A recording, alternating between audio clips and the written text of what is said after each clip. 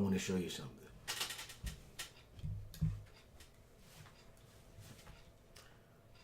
All right, see that guy?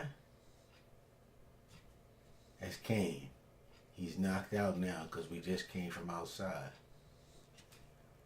So that's my boy over there, and he's just chilling for right now. I'll let you see him some more, um, especially if he gets up and starts bouncing around.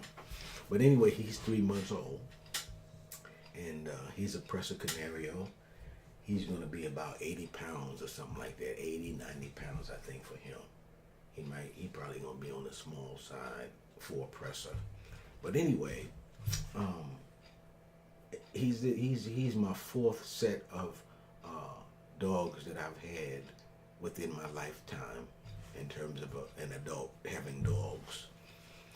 And knock on wood, man, I've been real fortunate to have dogs that naturally just get to be cool, you know what I'm saying? And decide that, look, man, the best thing to do, man, is just kind of do what the people around me say.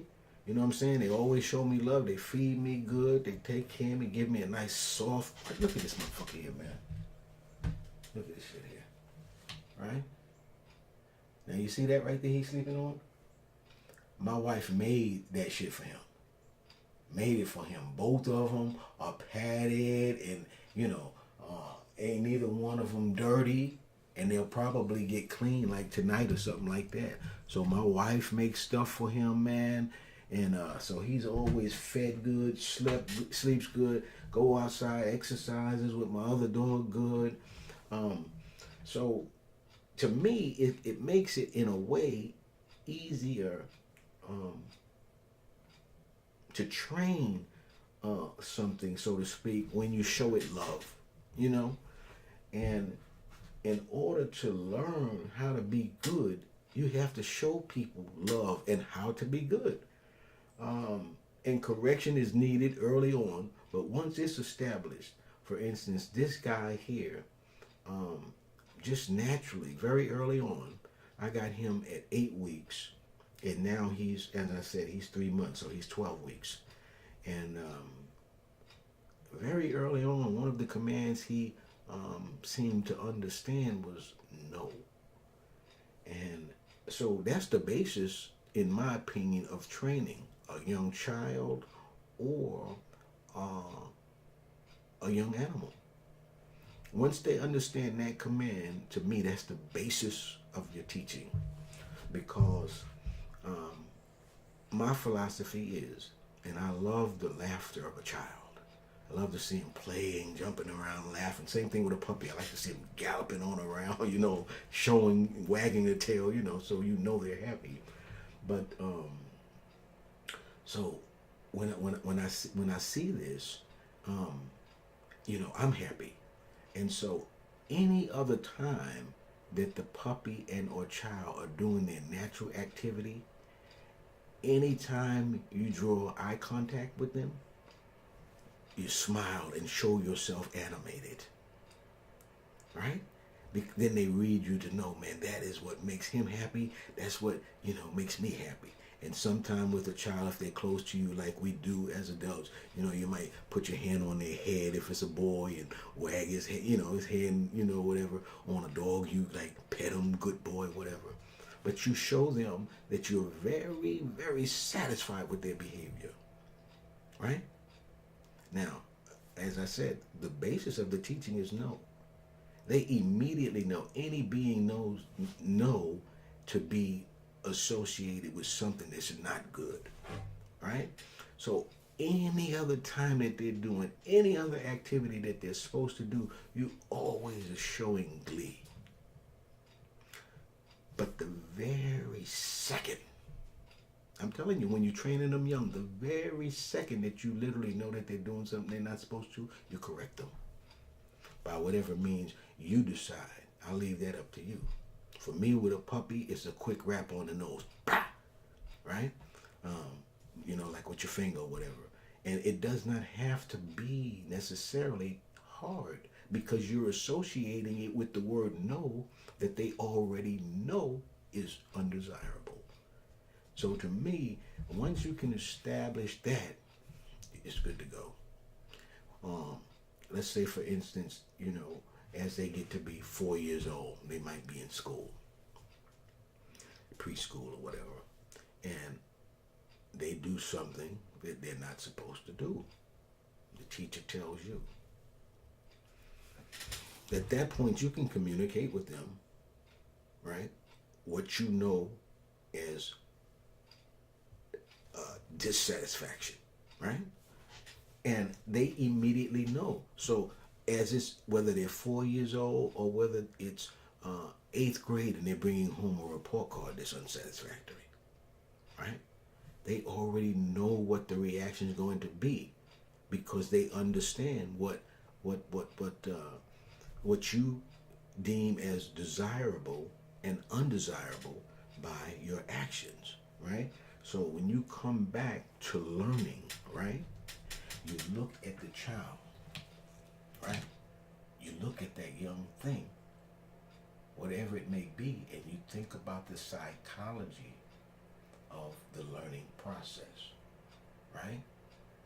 And the basis of it is establishing what is no. And as I said, this character here, very early on, it was almost like natural. And so right now, whatever he does, wherever he's getting ready to go, all you have to do is give that command. And he automatically understands and understands that that's something that is not desirable. And he turns right around immediately, right? And now, when in the training, just like the kid, immediately when they turn away from that thing, like they're supposed to, you give them reward, right? However you decide to reward them, what they understand, based on what you've established, petting them, giving them a treat, whatever the case may be. And it's the psychology. It's not the comparison. It's not the comparison of a human to a dog in terms of as we know it, but the psychology is the same. And so this guy here, on several occasions, since he's been a puppy, since I've had him as a puppy, some of the things that he was doing was very natural to him. And they had to be corrected immediately. But it was through understanding the command no. My daughter-in-law pointed out to me that he was food aggressive. And I said, no, he's not food aggressive. I take his food all the time. I've always trained my dog like that. I take their food all the time. She said, well, no, I went to take him away from his food, and he growled at me. I said, oh. I said, I hadn't tried to take him away from his food. I just took his food away from him. So I went and tried that, when I fed him the next time. And sure enough,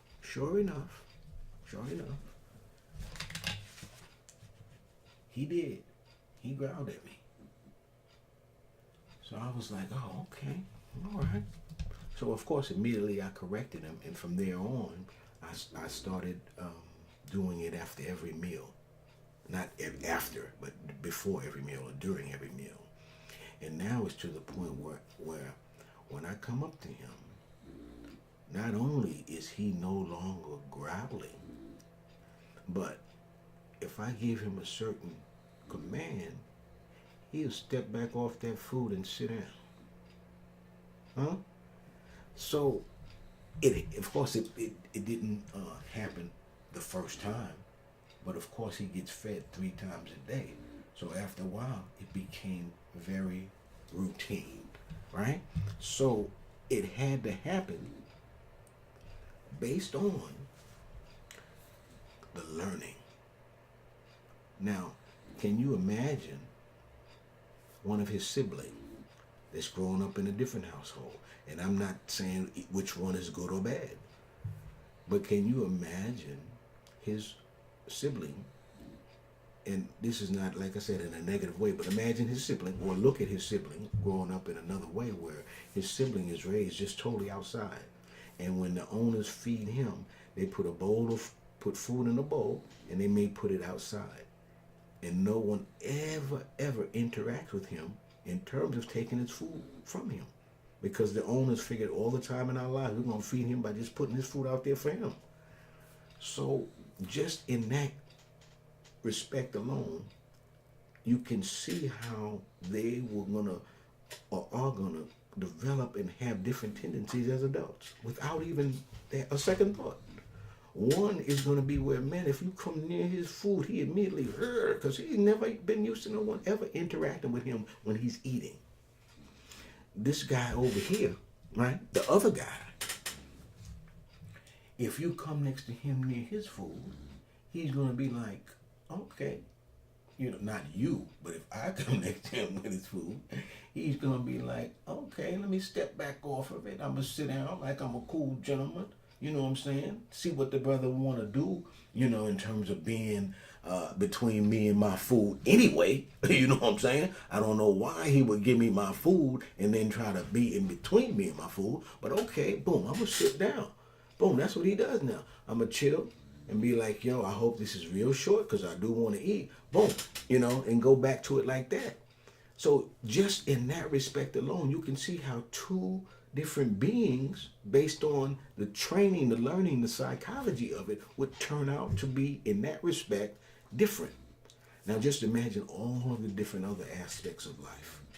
Imagine, for instance, if this sibling over here, in terms of humans, this sibling over here, one, in some of the instances, God forbid, they happen to be raised by different parents or in foster homes or this and that. You see one sibling one way, one sibling the other. Why? It's just very simple what they've been exposed to.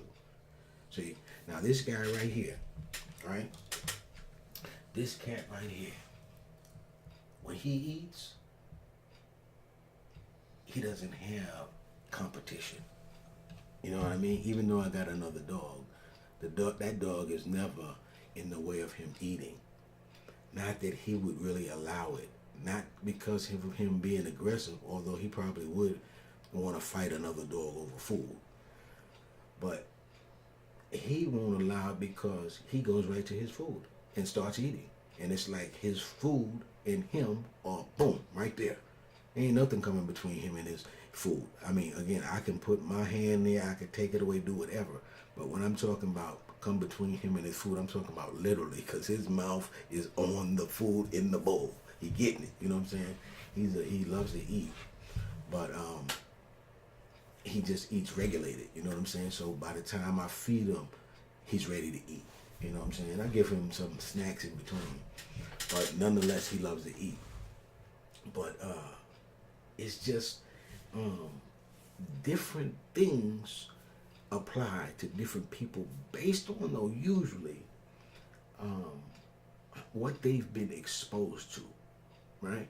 So if another dog has been raised around 3 or 4 animals, when it comes time to feed, they may be, more aggressive because they have competition or something like that.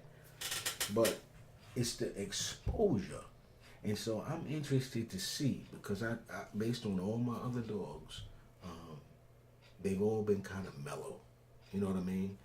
And they've been kind of doing their thing like they need to, as dogs in terms of protecting whatever. But they've all been kind of mellow and easy to train based on just knowing the first command of no, and that the owner, and this is a pack type of a mentality. So the owner is the leader of the pack, and the dogs want to please the owner. See what I mean? And now that's the dog's mentality, right? It also the child's, because that's who's in their life, and who is the authority in their life. So in his case, I'm the leader of the pack. He always wants to please the leader, no matter what. He always wants to please the leader. So if the leader shows disappointment, he doesn't like it because he loves when the leader shows pleasure towards him. They love to please. And so that's the pack mentality, right? So same thing if you've got a child, man. If you're the father, man, you let that kid come home with some good grades, man. You've been training him all along for that. He knows, man, I get ice cream cones, I get all of this. Remember, the only time you show displeasure is when they do something that they're not supposed to do. Any other time, you giving them everything they're supposed to get as a child to make them laugh and play and all of that. Toys that they want, ice cream, anything, right? This is not against their health. Why? They're doing everything they're supposed to do in their life. And you're supposed to do what you're supposed to do as the parent or the person leading and guiding them, to train them the right way. You train them the right way, they're not going to want to grow up and kill people, whether it's a dog or a kid. The only reason they're going to want to kill that person or thing is if it tries to, present some danger to them. Otherwise, they're going to go around in life like, hey, everything is cool. I ain't messing with nobody. I'm getting along just fine. Oh, nobody fuck with me, And you can't ask for more than that from a person or a dog or a cat for that matter, whatever. But it's just always interesting to me, when people look at psychologists, like they're really doing something, not with all due respect, but like they're really doing something really technical when, they have to, counsel people and tell people about this person, and they think it's a weird thing or something to when they go back and start asking about who's the person's parents, how did they grow up, and blah blah. It's not 100% of a predictable type of a thing, but it's a damn good chance that, as I'm saying, if you, as they say, if you want to get biblical, train in the way they should go. I mean, it's a no-brainer. It's a no-brainer. You look at people that, they want to kill all the time. They want to fight and aggressive towards people and blah, blah. Before you know it, they have to lock them up and all. It's the same thing. You could look at their past. And somebody around them and shit was always doing that. They wasn't mellow. They wasn't, just chilling, feeding them right, letting them have recreation, teaching them, showing them how to socialize with other people, other animals. They wasn't doing all that shit, right? They was just like the maybe the owners who said, look, I love them. I love the hell out of them. But my way is, when I feed them shit, I just put this out there and let them eat. And as far as what he knows, he loves that. He protects the house and blah, blah, blah. We pet him and we love him. But he's an outside dog and blah, blah, blah. Some people, you look at it, you say, shit, this motherfucker right here, right? He's an outside dog, right? But he could be an inside dog too. As a matter of fact, all of our dogs, for the most part, and every set I get more and more lenient, but they have access with a doggy dog, right? So my main thing is if they know the crap outside, shit, that's the main thing. You do your business outside, and of course I've got to go out there and clean that with the pooper scooper, but that ain't no big deal. So that's the main thing. Once they come inside, they don't get on no couches and all that shit. They don't eat out of no garbage. They don't get up on no countertops trying to eat. None of that. This is what they do. In between, he do this. Of course, he do this more because what? He's a puppy. So puppies, you got to let them get their rest and their exercise and their food. You know what I'm saying? But my other dog, in the garage, he got a futon. He on. You know what I'm saying? Because it's raining outside today. Otherwise, we'd be outside tripping with something. But it's raining and it's cold, so the one is on a futon, chilling. He already ate, got plenty of water. You see what this other one's doing, right? So you train these dudes and these people in the way they should go. You show them love. There ain't no way, man, that they gonna turn on people and do. Every once in a while, you got a bad apple. You know what I'm saying? You can't predict it all, but for the most part, I'm gonna be interested to share with you more and more how this guy develops, because some people say, you don't want to get big dogs, you don't want to get like a pit bull, you don't want to get a Kane Corso, you want to get a Pressa. These dogs are crazy. And so with this dog, You know, I'm gonna see if he's gonna grow up to be crazy or if he's gonna grow up to be mellow and like I want him to be, which is I don't bother nobody, but I don't let nobody bother me and my family.